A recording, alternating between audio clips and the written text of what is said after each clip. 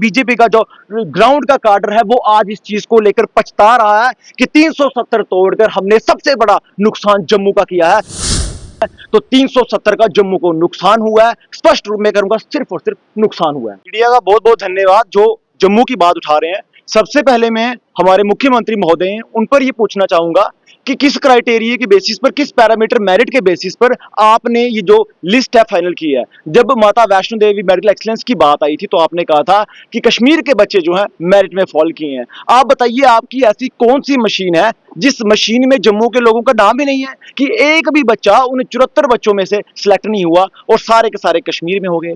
और 47 के बाद की बात देखें तो आज तक जो डिस्क्रिमिनेशन की पराकाष्ठा है वो पार हो चुकी है। कभी जेके बैंक स्कैम का आ जाता है, कभी फंड इमरजेंसी का स्कैम आता है, कभी G20 समिट कश्मीर में होता है, कभी श्राइन बोर्ड में कश्मीरियों को एडमिशन दी जाती है। अब फुटबॉल एसोसिएशन की बात करें तो संतोष ट्रॉफी में भी प्रायोरिटी कश्मीर को दी गई है।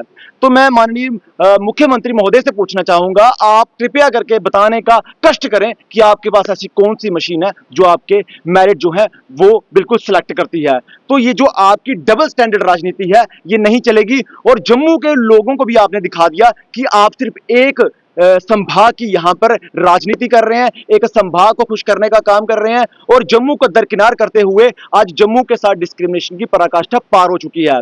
और उसके बाद मैं अपने जम्मू के 2 कैबिनेट मंत्री उनसे पूछना चाहूंगा कि आपने अभी तक इस पर जस्टिफिकेशन क्यों नहीं दी। आपकी अकाउंटेबिलिटी तय होती है इस पर, आपको अकाउंटेबल हो इस पर कि आपको जवाब देना चाहिए कि क्या आपसे पूछे बिना ये लिस्ट फाइनल हो गई। और उसके बाद 29 हमारे विधायक वो कहां पर हैं, वो हमारे यहाँ के वोटर्स जितने भी हैं उनके वोटर्स का निरादर क्यों कर रहे हैं। जिन लोगों ने आपको जिताकर भेजा, आपसे उम्मीदें लगाई कि आप उनकी उम्मीदों पर खरे उतरेंगे और जम्मू को इंसाफ दिलाएंगे, जम्मू को कश्मीर के बराबर प्राथमिकता दिलाएंगे, चाहे डेवलपमेंट हो, चाहे स्पोर्ट्स कोटा, हर चीज में। मगर जम्मू को आज भी पीछे रखा जा रहा है। इसमें सबसे बड़े जिम्मेदार वो लोग हैं जो हमारे करीबी हैं, जो हमारे घर के पास रहते हैं, वो बीजेपी के विधायक हैं। और उमर अब्दुल्ला सरकार से तो हम शिकायत इसलिए नहीं कर पा रहे हैं क्योंकि उन्होंने तो अपनी स्टेटमेंट से ये सिद्ध कर दिया है कि वो एक रीजन के, एक कम्युनिटी के वहां के मुख्यमंत्री हैं। इसलिए हम साथ ही साथ नरेंद्र मोदी जी से अपील कर रहे हैं कि जम्मू को अलग राज्य बनाया जाए, क्योंकि जब तक जम्मू और कश्मीर साथ रहेंगे,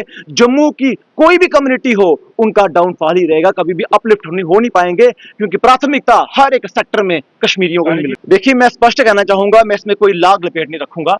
370 टूटने के बाद आज जो कश्मीर के लोग हैं वो हमारा जम्मू के लोगों का मजाक उड़ाते हैं, क्योंकि हम लोगों ने ढोल नगाड़ों से, और बीजेपी में इतनी ताकत नहीं थी कि लोगों को अवेयर कर पाए कि 370 के बेनिफिट या डिसएडवांटेजेस क्या है। वो हमने उस वक्त एकजुट जम्मू के माध्यम से किए थे, लोगों को घर घर अवेयर किया था। मगर आज उसके विपरीत में हमें क्या मिला? जम्मू में आज चिट्टा है, जम्मू में आज बेरोजगारी है, जम्मू में आज इतनी बेरोजगारी, इतनी दरबदरी पड़ी हुई है कि आज हर कोई नौकरियों के लिए तरस रहा है। आज यहाँ पर वाइन शॉपें खुलेआम खुल गई हैं। ये मंदिरों का शहर नहीं, मदिरा का शहर बन गया हुआ है। और 370 पर जिन लोगों ने जश्न मनाए थे आज रो रहे हैं। मैं आपको यह भी बताना चाहूंगा कि बीजेपी का जो ग्राउंड का काडर है वो आज इस चीज को लेकर पछता रहा है कि 370 तोड़कर हमने सबसे बड़ा नुकसान जम्मू का किया है। कश्मीर आज भी फल फूल रहा है। आज यहाँ पे बाहर से लोग आकर हमारे यहाँ पे ठेकेदारी हो, बड़े बड़े महकमे हैं उनमें कब्जा कर चुके हैं। आज जम्मू का डोगरा यहाँ बेरोजगार हो चुका है। जो लोग यहाँ पर पहले राजे महाराजे होते थे